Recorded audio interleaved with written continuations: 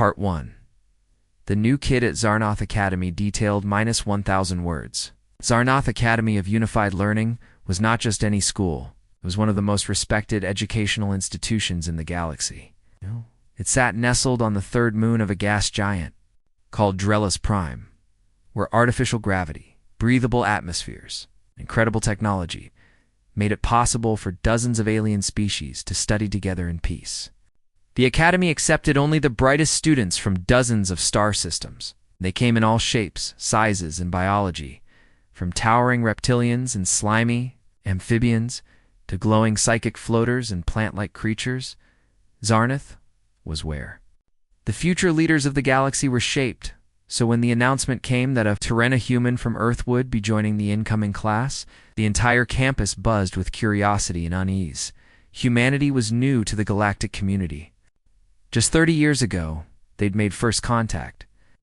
Many aliens still thought of them as primitive or unpredictable. Some feared humans because of the aggressive reputation they'd earned during exploratory missions. Others were just fascinated by their Death World origins. Was one of the few known planets where nearly everything was trying to kill you. The human student's name was Miles Carter. He arrived at the Academy alone, without a retinue or translator drone. Just a standard issue. School uniform, a backpack slung over one shoulder, and a confident, calm look on his face. Unlike most students, who wore teak-enhanced robes or climate-adaptive gear, Miles wore simple Earth-style clothes, weatherproof fabric, boots designed for rough terrain, and a thermal jacket that looked more like military gear than school wear. From the moment he walked through the front gates, he was watched. Most students avoided him, not out of cruelty, but out of confusion. What was a human doing at Zarnoth? Weren't they better suited for combat academies or special military training? That's where most of the galaxy assumed humans thrived on the battlefield, not in philosophy and cultural studies. But Miles didn't seem aggressive. In fact, he was surprisingly quiet in his first week. Miles attended all his classes, turned in his assignments on time, and didn't raise his hand once. He didn't brag, didn't challenge anyone, and didn't start fights. But even in silence, he stood out. In the Intro to Galactic Cultures class, he answered a question about Earth history that referenced 6 different wars and a volcano eruption. In biological science, he described how humans could eat things that would be toxic to 90% of other species. One of his classmates from the Alari species, thin, tall, and psionically gifted, remarked, "It's like you evolved by fighting your planet." Part 2. The misunderstanding detailed -1,000 words after the quiet but strange first week with the human student. Carter. The atmosphere at Zarnoth Academy had grown increasingly tense, but not because of anything Miles had done wrong. Quite the opposite. He had followed all rules, respected all customs, and never once showed aggression. But his very presence, his calm demeanor, and his background from the infamous death world known as Earth left many students on edge. And then came intercultural studies, a required course where students from different species were encouraged to share their everyday lives to build understanding and empathy. It was usually a calm, even fun class where students laughed at their cultural differences and found common ground in daily routines. That day, Professor Talzin, a highly respected, crystalline being from the Zetharian cluster, floated to the center of the spherical classroom and addressed the class. Today, he intoned in a musical hum that translated clearly through neural coms, "We will explore what you do after class. How you spend your free time speaks volumes about your culture. We will go in order of planetary registration." One by one, students began to speak.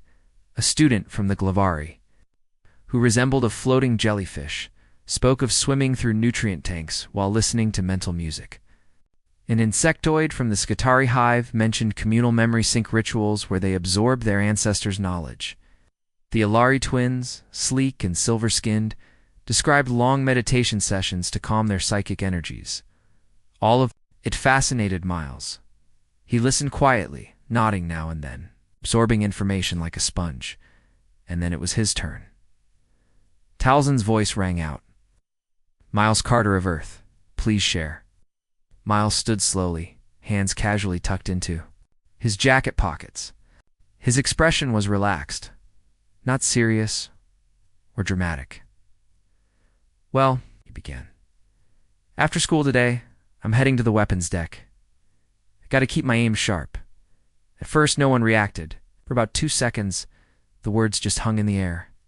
Then, the effect hit. Every living thing in that room froze. The floating Glavari dropped an entire limb, its glow dimming. The insectoid student made a strange clicking noise and backed away from Miles instinctively. Even the Alari twins, usually so composed, exchanged a glance that practically screamed, "Did he just say what we think he said?" The temperature in the room dropped a few degrees. Talzin's crystalline structure emitted a faint shimmer, his version of a nervous tick. The entire class was gripped by a sudden, invisible pressure of tension. Even the oxygen processors paused briefly, like the whole school was holding its breath. Miles frowned. Something wrong?" Talzin cleared his throat, or rather generated a tone that translated as one. "Student Carter, could you please clarify what you mean by weapons deck?" Miles looked genuinely puzzled. "Yeah, the school has a combat sim room, right? Ballistics range, melee chambers, shield griddits, all in the basement annex near the gym. I signed up last week. You were recreationally using military-grade weaponry. Just a wide-eyed reptilian." A student named Korik, who had once bragged about fighting in his planet's blood trials. "Sure," Miles said with a shrug. "Earth teens train young.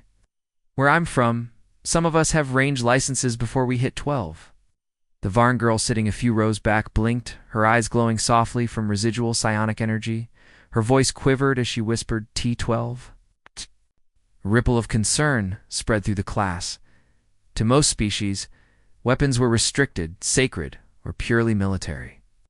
Recreational use? Voluntary practice? These were foreign concepts to many of them. Training with deadly tools as a child was not just unusual, it was terrifying, even for those who had lived through war. Such casual mention of combat skills spoken like someone describing a weekend hobby felt deeply disturbing. Talzin adjusted the floating data crystal in front of him and spoke cautiously. "And your government permits this?" Miles raised an eyebrow. "What, weapons training?" "Yeah, Earth has a lot of dangerous places, so self-defense is normal. My school back home has competitions. I took bronze in tactical obstacle shooting. Last year, at least 3 students fainted, or nearly did." The Skitari insectoid shuddered audibly. "Your educational institutions reward violence?" Miles shook his head. "Not violence, discipline. Learning how to control fear, aim under pressure, act fast in a crisis. It's about protecting others, not hurting people." But that part didn't seem to register. His words weren't aggressive or threatening, but to the aliens, they sounded like the calm explanation of a battle-hardened warrior. And that warrior was also, somehow, a teenager. Talzin abruptly closed his lecture crystal. "Class dismissed for today," he announced in a hurried tone. "Please report to your dorms for cultural recalibration." The students filed out in awkward silence. Nobody made eye contact with Miles. As Miles walked through the halls, he couldn't help but mutter to himself, "All I said was, I'm going to the range." Behind the misunderstanding, what had happened was simple. A cultural disconnect of galactic proportions to Miles. Earth was a planet that demanded strength and vigilance. It was a place where natural disasters, wild predators, and hostile environments were part of daily life. So humans adapted, they trained, they prepared. Teaching kids to shoot wasn't considered violent, it was considered responsible. Not everyone trained, of course, but where Miles came from, it was common. But to the rest of the galaxy, it was. As if a war veteran had walked into a classroom of peaceful scholars and casually announced he was going to polish his arsenal, what shocked them wasn't just the content of his words. It was the tone. Miles hadn't sounded proud, angry, or excited. He spoke with the kind of nonchalance that one might use to talk about going to the library or visiting a friend, and that terrified them more than anything else. The human paradox. The alien students didn't yet understand that this was the true mystery of humans, not just that they were from a harsh world or had survived countless wars. It was that they had normalized struggle. They had made peace with chaos and even trained their youth to dance through it. To them, humans were like icebergs, calm and quiet on the surface, but deep and unfathomable beneath. That day marked a shift at Zarnoth Academy. The alien students no longer saw Miles Carter as just a strange new student. They saw him as something else entirely. Part 3. Galactic Concerns detailed -1,000 words. The moment Miles Carter casually mentioned that he would be heading to the weapons deck after school, the shockwave didn't stop in the classroom. It rippled outward, first through whispers in the student dormitories, then via internal comes between teachers, and eventually across the entire administrative structure of Zarnoth Academy.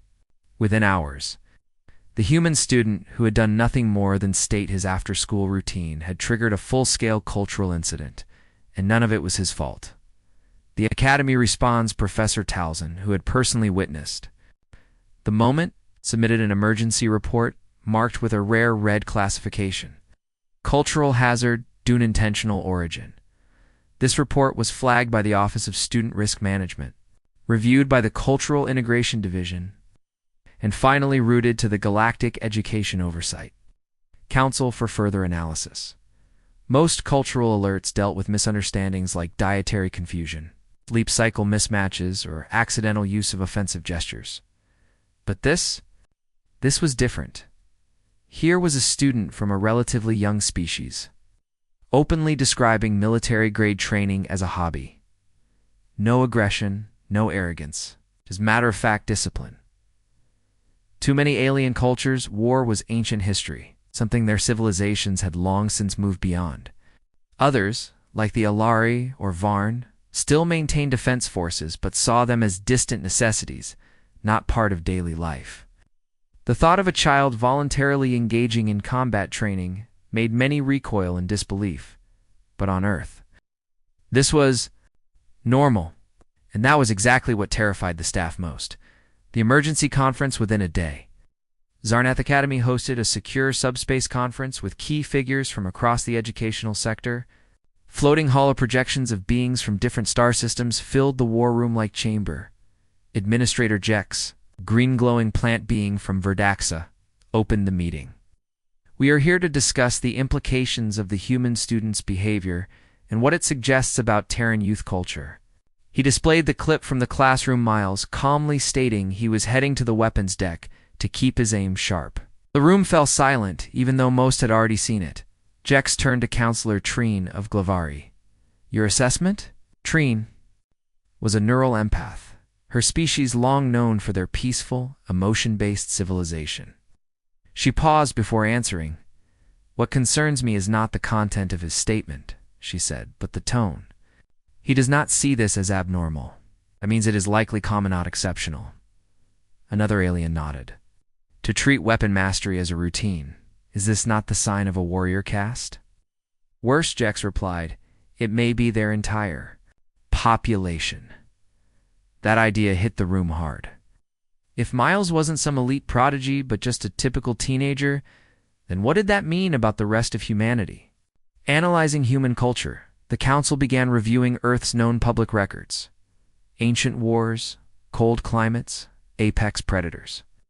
Earthquakes, hurricanes, disease, volcanoes, carnivorous plants, poisonous insects, unstable governments, wars between nations that lasted for centuries, nuclear weapons. And despite it all, humans thrived. One educator from the Varn territory shook his head in disbelief. Most civilizations would have destroyed themselves a dozen times over under such conditions. But they didn't, replied another. They adapted. They trained their children to adapt. Professor Talzin joined the discussion, appearing slightly dimmer than usual, a sign of mental fatigue.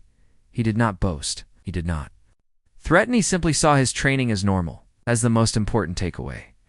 The human's perspective, back at Zarnoth Academy. Miles remained unaware of the galactic-level buzz he had created. He'd noticed the awkward glances and hushed conversations, but assumed it was just the usual new human curiosity. After all, Earth kids were used to standing out among aliens. But when he was summoned to a private meeting with Professor Talzin and two administrative officials, he began to realize something was up. "Mr. Carter," Talzin began cautiously, "we would like to ask you some questions for clarification. Please understand this is for educational purposes only." "Okay," Miles said, sitting comfortably. "You mentioned you train with weapons. Could you elaborate?" Miles nodded. "Sure. I started when I was 11. My dad's a survival instructor, so I grew up learning how to shoot, move, and react to emergencies. It's not about hurting people, it's about being ready. Earth's not exactly the safest place." An administrator leaned forward. "Do all Earth children receive this kind of training?" Miles tilted his head. "Depends on where you live. In cities, not as much. But in rougher zones, yeah, pretty common. At my old school, we had a defense preparedness elective. Some kids took it to boost their grades. Others, like me, just liked the challenge." Talzin blinked slowly. "And your government supports this?" "Well, yeah," Miles replied. "We've had pirate attacks, rogue AI uprisings, even alien raiders now. And then, Earth trains its people, because waiting for someone else to save you doesn't always work out." The room fell quiet. That single sentence, "waiting for someone else to save you doesn't always work out," carried a weight the aliens couldn't ignore. To Miles, it was common sense. To the others, it was a statement of absolute independence. Possibly dangerous self-reliance. A shift in understanding after the interview. The administrators didn't know whether to be alarmed or impressed. Here was a young human, shaped by a brutal world, yet calm, focused, and self-controlled. He hadn't come to Zarnath to fight. He'd come to learn. And when asked about his violent hobby, he hadn't shown pride or defiance. Just discipline back at the council. Debates raged. Some feared the integration of Terran students would introduce militarism into peaceful learning environments. Others argued that Earth's methods, though extreme, might actually be useful. In a galaxy that still faced threats from time to time, one educator from the war-torn Regari system made a final point. "Perhaps we fear them not because they love war, but because they are ready for it when no one else is." And that readiness, worn so lightly by someone so young, could shift the balance of galactic power in ways no one had predicted. Conclusion: fear turns to curiosity by the end of the week. Zarnath Academy had not disciplined Miles, nor banned his training sessions. But they had opened a new discussion among faculty. What if humans weren't dangerous because of their weapons, but because of their mindset? Preparedness, endurance, calm under pressure. If one Terran student could make the galaxy pause with just a casual comment, what else was humanity capable of?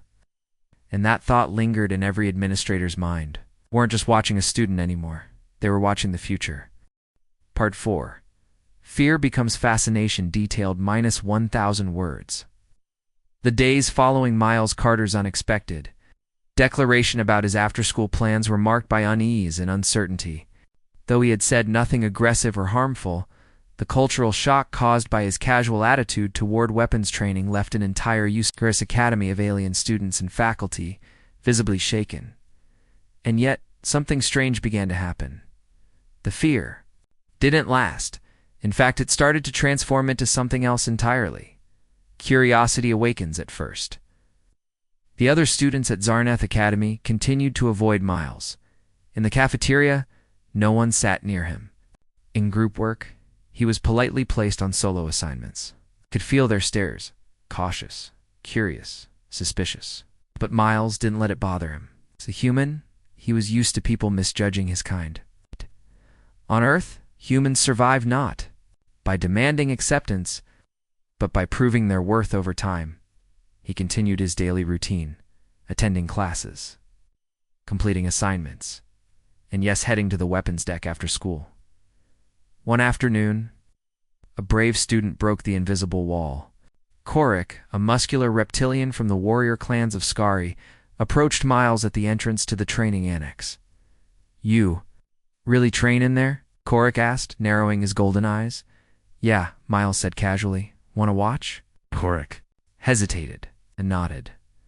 And that's how it started. The first spectators, Miles, entered the weapons range like he had every day, adjusting the gravity settings and activating the drone AI systems. What Korik saw inside blew his mind.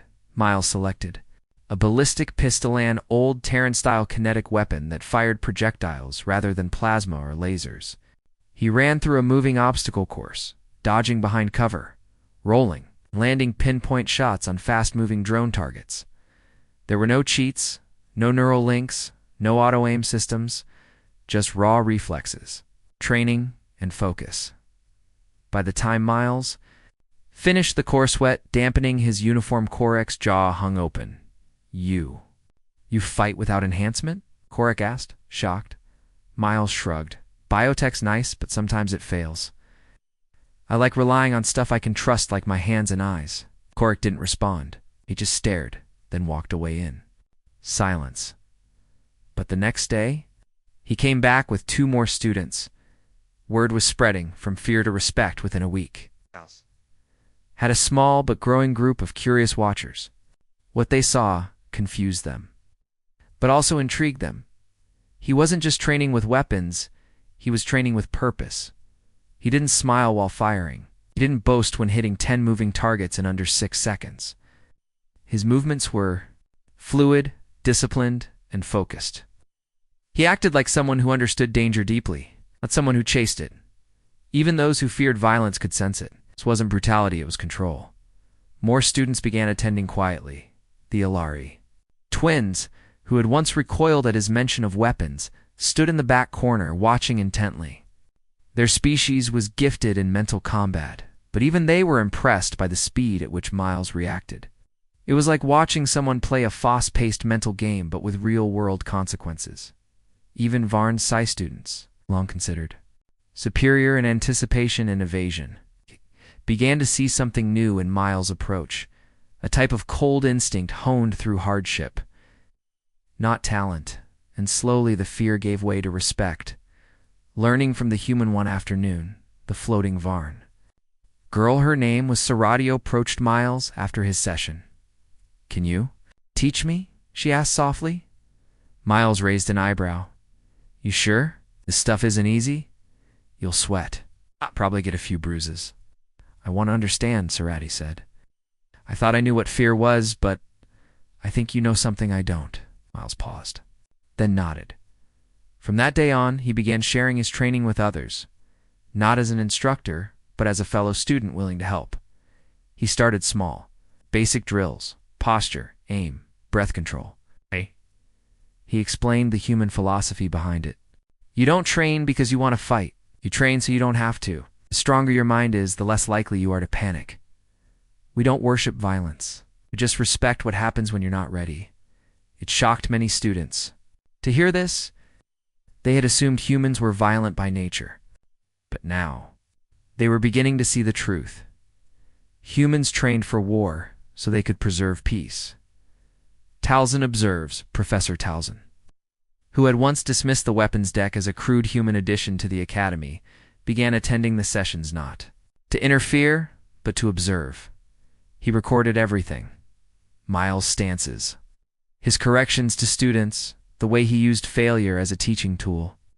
There was no shouting, no ego, just clarity, discipline, and patience. Talzin took note of something extraordinary. Miles wasn't teaching how to fight. He was teaching how to stay calm when everything goes wrong. In that lesson lay the true value of human combat philosophy. The tipping point, things truly changed one day when Korik, still skeptical but competitive, challenged a floating drone in a timed test. He lost. Badly. Embarrassed. He prepared to storm out, but Miles stopped him. You leaned too much into brute force, Miles said kindly. You were trying to dominate the drone. You should have flowed with its movement. Predict, don't overpower. Korik snarled. That's not how we fight on Skari. Maybe not, Miles said. But it's how we survive on Earth. Korik froze, then nodded. The next day, returned for a second round. A culture begins to shift more. Students began joining voluntarily. Even species that once considered violence taboo were now sending students to observe Miles. What began as suspicion had evolved into admiration. Aliens who thought humans were mindless warriors began to realize that their strength came not from savagery, but from centuries of hard-earned lessons. Prepare for the worst. Stay calm under pressure. Act fast. Think faster. Protect others even at a cost. Miles wasn't just a student anymore. He had become a living example of human resilience, a representative of a species that didn't just endure danger, they mastered it. Conclusion: from outcast to mentor in just a few weeks. Miles Carter had gone from misunderstood outsider to an unexpected symbol of strength and balance. He hadn't tried to impress anyone. He hadn't made speeches. He had simply shown what it meant to be human through action, through routine, through unwavering focus. And in doing so, he had begun to reshape how the galaxy saw his kind. What had started in fear was now spreading across the Academy, something much more powerful: fascination. Part 5. A new curriculum detailed -1,000 words by the end of the semester at Zarnath Academy. Something remarkable had taken place, something no one had planned or expected. What started as confusion, fear, and cultural shock over one human, teenagers' after-school routine had grown into a quiet revolution. And at the center of it was Miles Carter, the first human student at the galaxy's most prestigious interspecies learning center. Zarnath had always prided itself on unity through knowledge. Its curriculum brought together hundreds of alien traditions, philosophies, and sciences. But Earth's culture, specifically humanity's survival mindset, had never been fully integrated until now. From curiosity to actionays, more students participated in or observed Miles' training sessions, the academies. Faculty couldn't ignore what was happening. Students from vastly different species, some who barely spoke to each other weeks ago, were now side by side, running drills, comparing reflex times, and practicing defensive stances. For the first time, competition turned into cooperation. Fear became motivation. Ancient prejudices melted away on the training floor. The students weren't just learning how to aim or move. They were learning focus, mental discipline, and how to act under pressure, skills most of them had never needed before in their peaceful societies, but which suddenly felt invaluable in an unpredictable galaxy. Professor Talzin, once unsure about humanity's presence at Zarnath, now became one of the strongest advocates for integrating Terran training methods into the Academy's official curriculum. The Faculty Council meets it. Was a historic meeting, for the first time in a century. Zarnath Academy's high faculty council, comprised of educators from over 20 star systems, gathered not to settle a dispute, but to consider adding a human-inspired course to the standard curriculum. The room buzzed with cautious optimism. Talzin, addressing the group, presented his findings. He showed video footage of Miles in training, his calmness under pressure, his adaptability, his leadership without arrogance. But most importantly, he shared footage of other species learning alongside him, improving rapidly and gaining a level of confidence not seen in traditional courses. This is not the spread of violence, Talzin explained. It is the spread of resilience. The human does not glorify battle. He prepares to survive it so that he may return to peace. Several council members nodded. Administrator Jex, a Verdaxian with vines for limbs and a peaceful demeanor, expressed what many had come to feel. For decades we have feared humans because of their capacity for war. But perhaps we were seeing the wrong thing. Their strength lies not in their weapons, but in their ability to live with danger and not lose their soul in the process. The vote was nearly unanimous. A new elective, Human Combat Arts and Preparedness. Within a month, a new elective was officially added to the Zarnath curriculum, Human Combat Arts and Preparedness. It was not a class about how to fight wars. It wasn't focused on harming others or on conquest. Instead, it taught what Miles had demonstrated all along: situational awareness, emergency, response under stress, tactical movement in unstable environments, team coordination during crises, the mindset of calmness and clarity in the face of danger. Miles was offered a position as junior instructor, Under Towson's guidance, at first, he was hesitant. "I'm not a teacher," he said. "You are now," Towson replied gently. "They're learning more from watching you than we could ever teach in theory." The class takes off. When the class launched, it filled almost immediately. Alien students who had once avoided Miles now signed up without hesitation. Some came out of curiosity, others out of admiration, but all left with a deeper understanding of themselves. In the very first lesson, Miles set the tone. "This class isn't about fighting," he told them. "It's about thinking clearly when everything goes wrong. It's about protecting people. And if you do it right, you'll never have to pull a weapon at all." The room was silent. Then slowly, students began to nod. The first sessions focused on breathing under stress, body control, and simple drills that emphasized speed, not power. As time went on, the lessons grew more complex. Students ran simulated rescue operations, navigated darkened obstacle mazes, and worked in mixed species teams to solve survival puzzles. But the real transformation wasn't physical. It was mental. Students, who once panicked during drone tests, began staying calm. Those who had lacked confidence now led team exercises. Species that once feared humans began to admire their ability to turn chaos into focus. A human way of thinking, one of the most surprising impacts of the course was that it changed how students saw the galaxy in their own worlds. Most students had grown up under the protection of planetary shields, peaceful governments, and artificial stability. Danger had been theoretical. After training under a human mindset, they began to understand that peace didn't mean ignoring danger, it meant being prepared for it. And once they understood this, they began to respect humanity, not for its firepower, but for its inner strength. Galactic visitors take notice. Word of the course spread beyond the academy. Soon, delegates from other learning centers arrived to observe the strange new class. What they found stunned them. Students from rival species laughing, working together, pushing each other through simulations that mimicked real galactic threats. Some ambassadors even asked if the course could be replicated back home. It wasn't. Long before similar programs began forming on other worlds, all based on the Zarnath model, using Terran style. Preparedness to strengthen the mental and physical resilience of young aliens. Humanity, once feared and misunderstood, was now being emulated. A legacy begins as the school year drew to a close. Towson gave Miles one final surprise. "You'll be receiving the Zarnath Unity Award," he said, placing a hand, or rather a shimmering light projection, on Miles' shoulder. "You've done more to unite this academy than any council, order ever could." Miles smiled. "All I did was be myself," exactly, Towson said, "and that was more than enough." The final lesson on the last day of class, Miles stood in front of his students, most of whom now saw him not as a human, but as a mentor and a friend. He didn't give a long speech. He just said this: "Strength isn't how hard you can hit.